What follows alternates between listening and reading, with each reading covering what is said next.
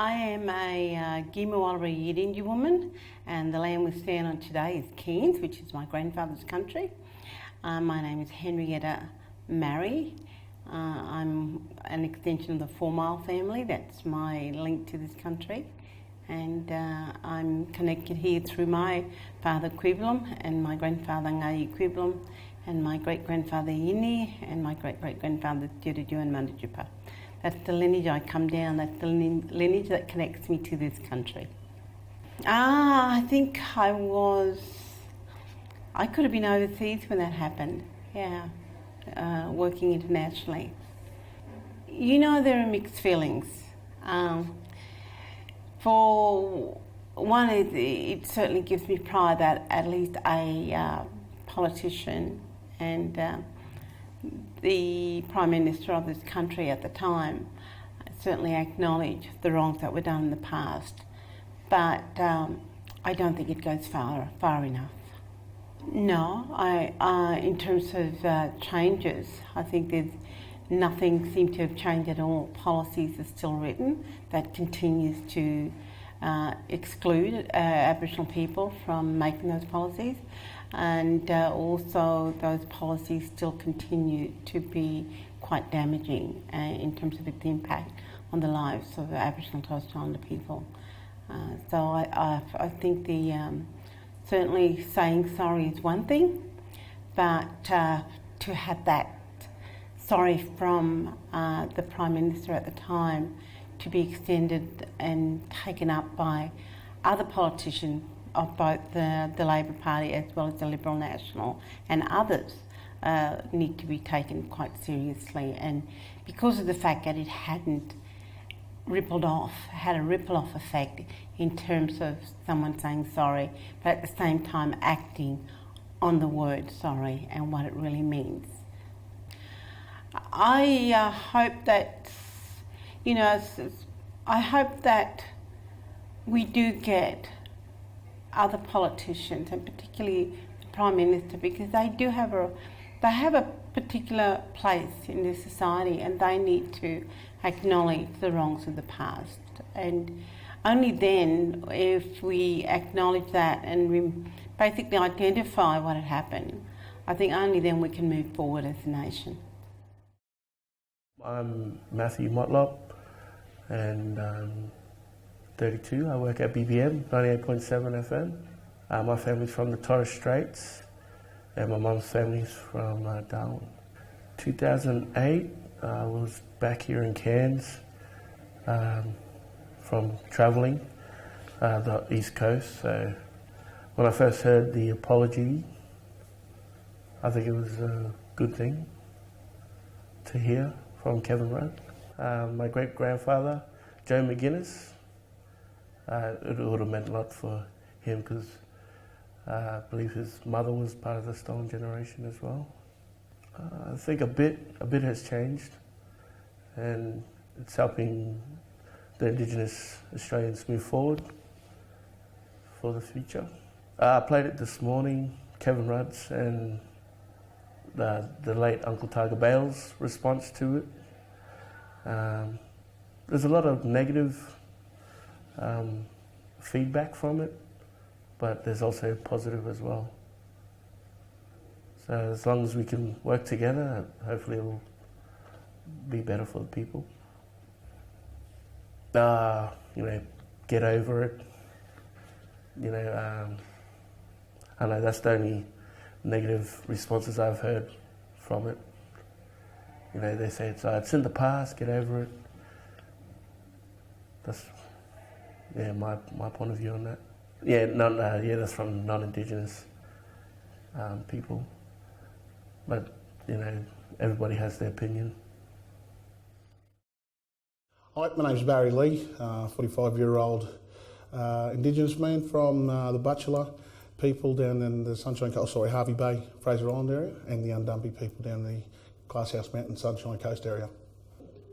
I was actually working in Mount Isa at Mob FM, so the Indigenous community radio station out there. So I was out there 10 years ago, so a long time ago, but obviously a few changes. I think it was On a personal note, good to get the acknowledgement that that something had to be done, that there had to be an apology. And I think it affected a lot more people, probably a lot more of the older generation, than it did me personally. And moving on from that, I think what sort of happened since the apology, I think there's been a lot of changes in government organisations and agencies with regards to finally recognising the fact that there has to be certain identified positions and specified positions for Indigenous people. I think they did try with a lot of money, but I think there had to be changes on both sides of the fence. So, yeah, how's that going? I think we've still got a long way to go, but it was, initially those steps were taken in the right direction, I believe. I'm Val Schier. I was campaigning to be Mayor of Cairns 10 years ago, so this has brought back a lot of memories. It certainly did at the time, and I think it meant a lot to Aboriginal people at that time as well, and I can remember that ceremony being so moving, and it clearly meant lots, and it was a very important act. That's an issue, I think. I mean, there have been a few wins, and it's fabulous to see the number of Indigenous people who are now finishing Year 12 and going to university and getting qualifications and jobs and showing leadership in a whole lot of fields. But sadly, I think there are still major issues of disadvantage across the nation. I was just really horrified at the response to the Uluru Statement.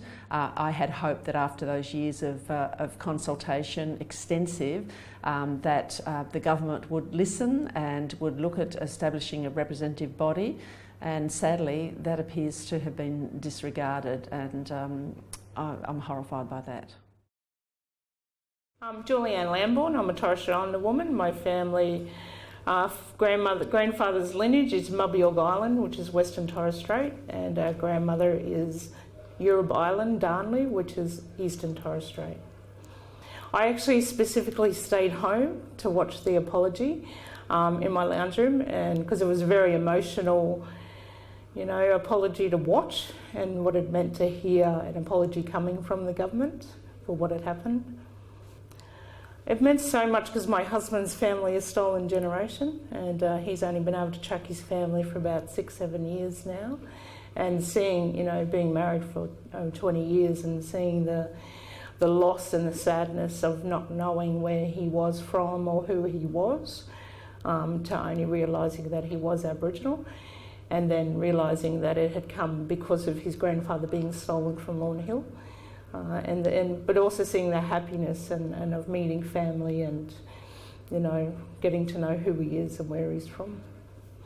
Look, I think it was a start of healing for people, definitely from a government perspective, that they can actually be acknowledged that it did happen, even though we acknowledged, and of course we know that it did happen. But when it's not acknowledged from that level, it's like it's a pretense or a pretend that maybe we don't talk about this or we don't acknowledge it, and we don't give it the acknowledgement that it should have. It's not about making people feel bad for what happened, but we need to know the history and how do we move on from that history. Look, I still think we have a long way to go, especially for stolen generation and especially living and being with my husband, but seeing how far it's come with him has been incredible. So, no, I just think that, it's it's a very dark part of our history, but it's actually an important part looking at the resilience of Aboriginal people going through this and still having the resilience to move forward and to talk about it. And also for the people that can't talk about it, it's important for their voices to be heard, and sometimes that's through other people. So I think it also gave people the courage to actually step forward and really talk about their stories. My name is Wayne Costelloe. I'm descended from 3 First Australian Nations. On my dad's side, I'm the Ngugi and Nunukal clans of Quandamuka Nation of Minjerribah, that's North Stradbroke Island, and on my mum's side I'm the Butter clan of the Rogamai Nation of the Ingham area, and also Gungri Nation of the Mitchell area. I was in Canberra itself, standing on the lawns outside of Parliament House, and so I was there. I remember there being just throngs of people, and it was just an incredible day. Just the atmosphere was incredible. It was a day that I felt, brought a lot of Australians together, because it acknowledged the pain and suffering that my mum and my grandmother had, because they were both taken and stolen and placed on the dormitories of Palm Island. So I was in Canberra itself. I wish I could have been inside the Parliament House, but it was reserved for the actual survivors of the stolen generations who were invited to be there. But I was there anyway in Canberra. It was incredibly important to me, because because on behalf of my mother and my grandmother, who were both stolen, and just I remember growing up hearing the story that they were willing to share about that painful part of their history. And I remember one thing that Mum said to me was that she felt like she was a bad person for being taken away. And it wasn't until I learned more about the stolen generation and the legislative basis for it and the rationale for it, so it's enshrined in law, that I could sit down with Mum and say, no, Mum, you weren't a bad person at all. It was about, and I said, and all those other children that were in the dormitories were with you, they weren't bad children as well. It was just the law at the time, and this is the reason behind the legislation, and to remove children, why they did it, and the strict apartheid-like conditions of the Aborigines Protection Act. It was just extraordinary. So Mum had no idea about that sort of history, but all she thought was she was a bad person. And I said, Mum, no, you weren't a bad person. It was just the way that the government operated to control the lives of Aboriginal and Torres Strait Islander people. And so to hear that apology, I wish Mum could have been there. Mum died 2 years earlier in 2006, and my grandmother, her mother, died in the early 80s. And but for Mum to have missed that by, it was 2 years, but it would have been lovely for Mum to hear that. But I was glad to be there in Canberra itself when that happened too, and to it's almost like accept that apology on my grandmother and my mother's behalf, and on my family's behalf, and because I'm the eldest of 3 children, and Mum and Dad had, and Mum and Dad were the eldest of their families as well. So so it meant a lot to me to be there for that. But because it gave us hope for a possible better future, and that's what I'm concerned about now. It's what's happened since the apology for the members of the stolen generation, and for the intergenerational trauma that's caused, and the legacy that it's caused the Aboriginal and Torres Strait Islander communities affected by it.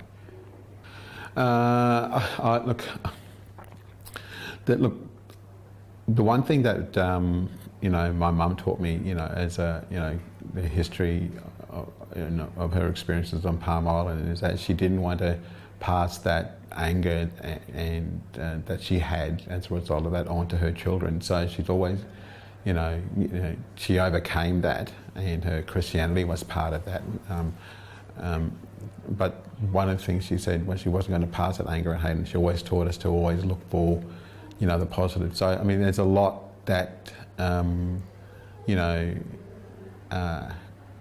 not much has changed since the apology. I mean, while a lot has, certainly there's been a lot of positive things, and we see Aboriginal people in every part of Australian life, but it just feels like, in a big broader sense, that we're still not seen as an integral part of Australia. So we're always the exotic other, and they roll out Aboriginal and Torres Strait Islander cultures at big important events, but we're not seen as part of everyday life in Australia. You can just see that reflected in how Australians are portrayed overseas. We're still seen as the exotic Aborigine, that they have to acknowledge. So, but the thing that I'm concerned about in my current work is, how, that legacy is still affecting Aboriginal and Torres Strait Islander people, in work, in their rights at work. Because I'm a unionist, I work for the union, so my main concern is how do we better the lives of Australian working people, in particular Aboriginal and Torres Strait Islander working people, and so in that respect there's still a long way to go for many Aboriginal and Torres Strait Islander workers, including ending the discriminatory work for the dole practices that amount to slave labour for Aboriginal and Torres Strait Islander communities, and amount to the kind of conditions that Aboriginal and Torres Strait Islander people have worked under in past regimes. So while there's still a lot of positive, and that's what Mum and Dad taught me to look for, there's still a lot to be done, and I'm grateful for what they've done for me to keep that passion alive to work for Australian Aboriginal and Torres Strait Islander workers in particular. Look, I think for Australia to fully realise its potential, and for every Australian, including Aboriginal and Torres Strait Islander people, to be part of the Australian dream, and be recognised and accepted fully, and not just in a token way, as fully participating citizens of Australian and social and cultural life. We need to address the socio-economic status of Aboriginal and Torres Strait Islander people, even in the 21st century, where we've still got communities living without water, living in third world conditions. And how can this be in a first world country like Australia in the 21st century, that our very own citizens, just by virtue of where they live and their background, that's living in third world conditions, in some cases worse conditions in the developing countries. How can this be in a country like Australia? So I want all of us to come together for the benefit of all Australians, so that we can, including the working conditions of our all Australians, and so that we can all be part of the Australian dream. Hi, I'm Lisa Castanelli. I live in Cairns. I've been here for about 14 years now, and before that I'd spent time in Sydney and Canberra. I was in Cairns and I was working for an Aboriginal Land Council, and we had all gathered together and brought some little plates of food to share and things like that, and none of us was really sure what to expect. There was quite a proportion of Indigenous staff there, and we listened to the apology, and we were kind of speechless for quite a long time. I was too uncomfortable to talk, because I thought if I did, I would just blubber. There was a really strong feeling of emotion in the room. One of the outstanding things I remember from the time was actually the leader of the opposition's talk, which I thought just did not rise to the occasion and actually failed miserably. And I just remember feeling, the sorrow that, one side of politics seemed to get it and the other, on this occasion at least, really did not get it. Well, I'm not Indigenous, so the impact was not on my family. But I have, I understood, I was aware of the Bringing Them Home report. So, and people had told me about the impacts on them. I had worked taking witness statements in native title matters before, and so I had heard stories. One I definitely remember that moved me greatly was quite an elderly woman telling me about how she felt she had failed to protect. I still feel quite emotional talking about it. It was either her brother or cousin. And she was quite a young girl, and they used to try and hide, and she had just carried this grief for so long about what she saw as her failure. And that story has always given me a lot of pain. And it's not even my story, so I can't imagine what it must be like for her. So, I just felt relieved that the apology had happened. Well, certainly not enough has changed. If people can imagine the kind of trauma that would come from having, being removed from your parents, or being a parent and having children removed, and how this happened, across generations, the kind of trauma that would come from that, and from being growing up in institutions, where you may have been abused and mistreated and, not loved, or sent out to work very young and perhaps be abused in that situation as well. I guess I've strongly felt that some sort of political settlement needs to happen with Indigenous people that recognises not just that very terrible policy, but the other things that have happened, like dispossession of land and just the right to be a self-determining people. So I was very disappointed when the Uluru statement was dismissed, pretty out of hand. I thought that was a very considered response from Aboriginal and Torres Strait Islander people, so I felt very sorry that that wasn't taken more seriously. So a lot still to be done. So my name is Edward Lampton. My mob is the Juru Nation mob down in Burdekin area on my dad's side, and on my mum's side is the Wallaroo Nation.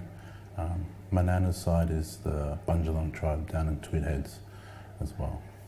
So I was on my way to work the day of the apology. I was working at Centrelink at the time, and we had now this day was coming, and in the morning we started watching it, and it went on for a few hours. So I was sort of waiting, should I go to work, shouldn't I, am I going to get in trouble from my boss from what's heading up? So quickly raced into work, and after the apology went into work and saw the other tail end of the apology at the end. And yeah, so 10 years ago I was obviously 10 years younger.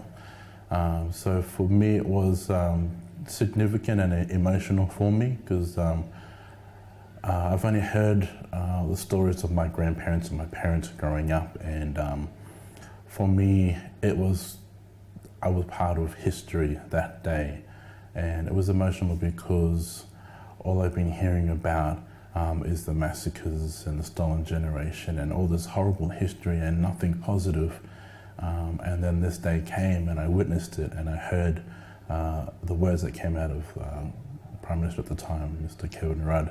I heard the words that he said and it moved me emotionally, and yeah, it sort of impacted me. That I was able to be a part of such a significant day. That's a very complicated answer to give. I like that the apology has happened, and it's given us a platform to use to move, to help our people heal, to move on forward as an Indigenous nation. But in saying that, you know, a couple of years ago, or to this day, Aboriginal people are still being forcibly removed from our communities. Just last week, another Indigenous male died in custody of the police, and it seems that it's getting more common in our communities that this is happening. And you know, we, from a young man 10 years ago, hearing that, I had high hopes that our Indigenous Australia would be moving forward and getting healed and reconciling between the two worlds. But it doesn't seem like it's happening as quickly as what I would have hoped. I do have seen some change, just in conversations and the ignorance that some of Australia has for our people has been challenged because of the apology. It's brought in conversation to the houses and schools, but I don't see a dramatic change, and it's 10 years down the track. There's 10 years of work that of healing that could have happened, but for me it doesn't seem like it's happening. Yeah. My name's Rae Kelly. I'm from Juru, down at Mission Beach Road, and I lived in Innisfail, and then I was taken up to Monomona Mission for my father to be remarried.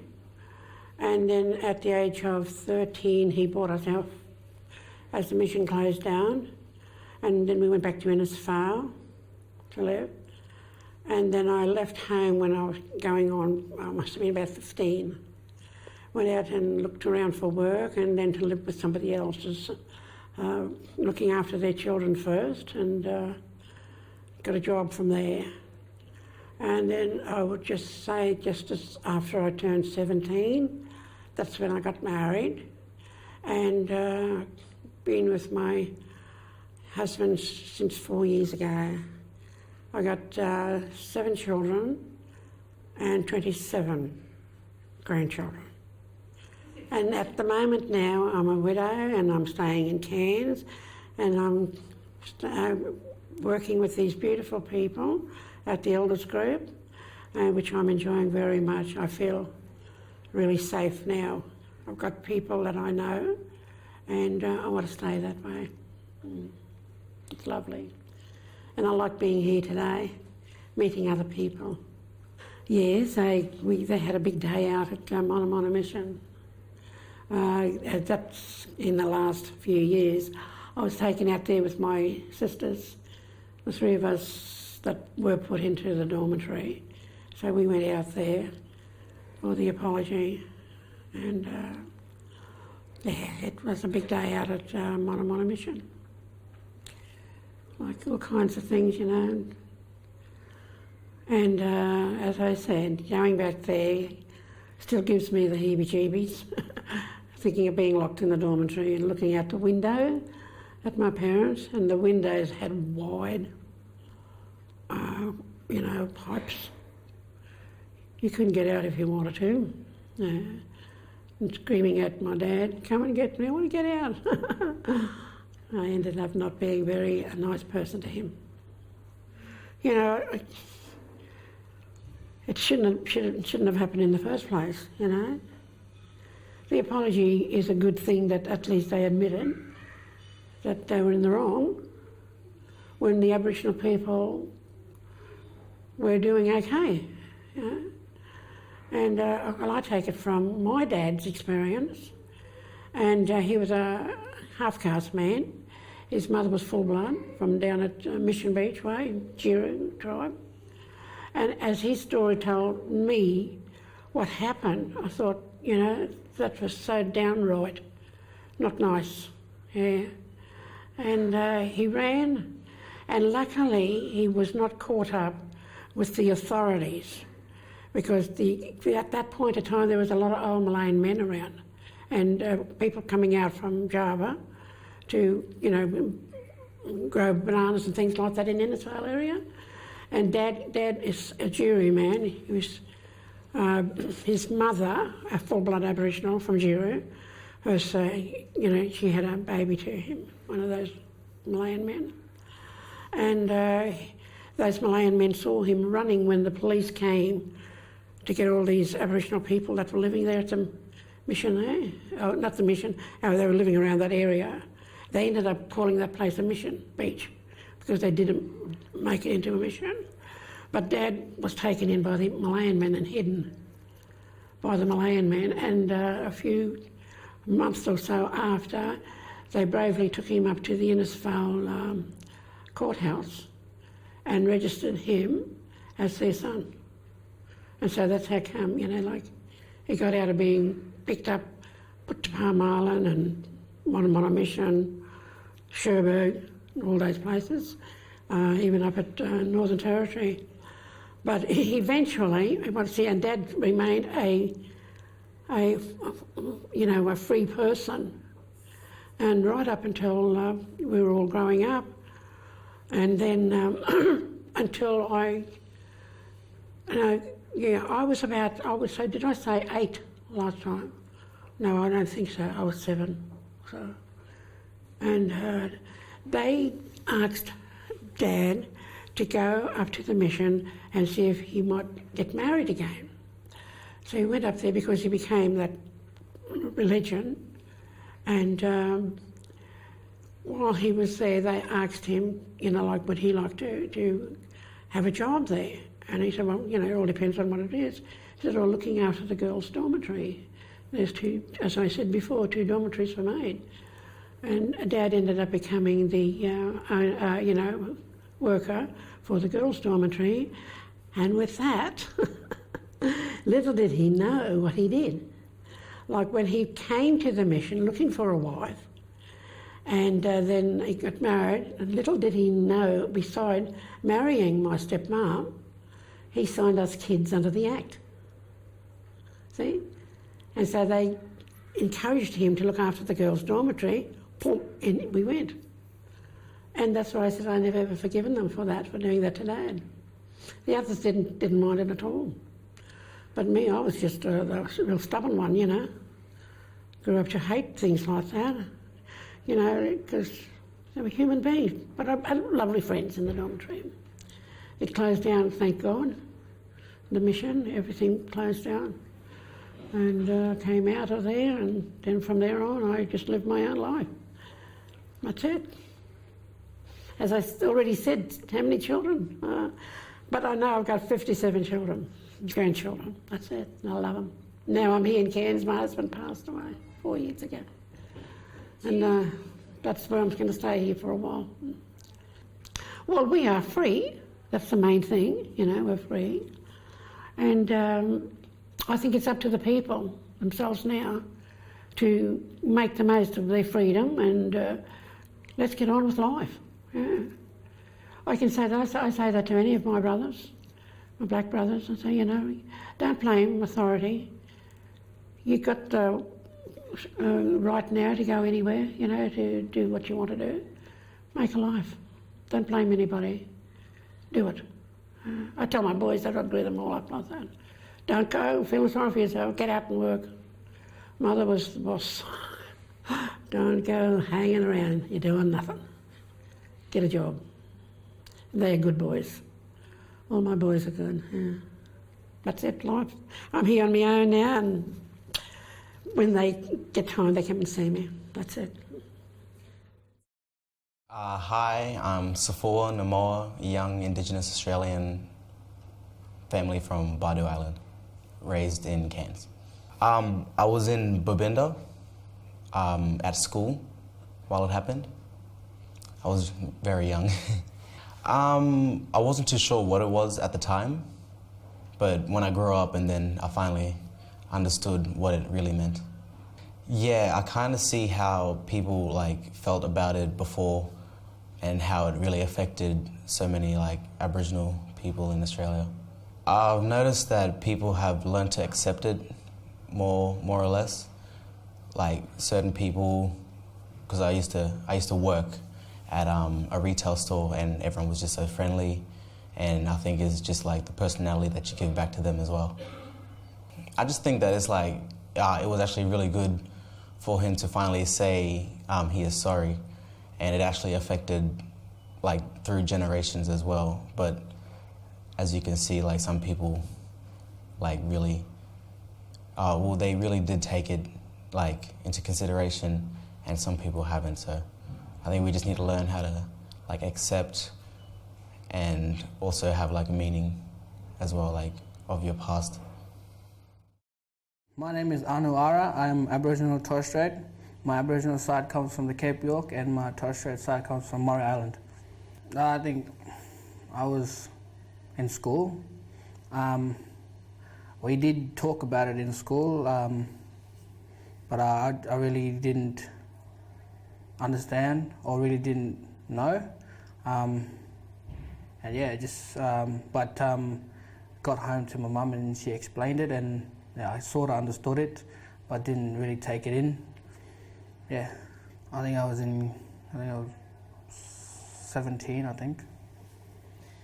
Yeah, because my mum kind of grew up, because she kind of grew up with her family in, well, not a family, she got adopted into a family who were Aboriginals, and yeah, she felt like their pain, and she understood where they were coming from, and yeah, and it was a big impact to all Indigenous people for Kevin Rudd to say he's sorry, and it was a really good day that day.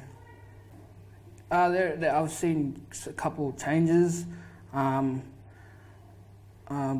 there's a lot of change and there's not a lot of change. But it's really good to see it's all coming together after the apology. Yeah, really happy to be here as an Indigenous person, and for all us mob, just keep strong, do what you're doing, and never give up.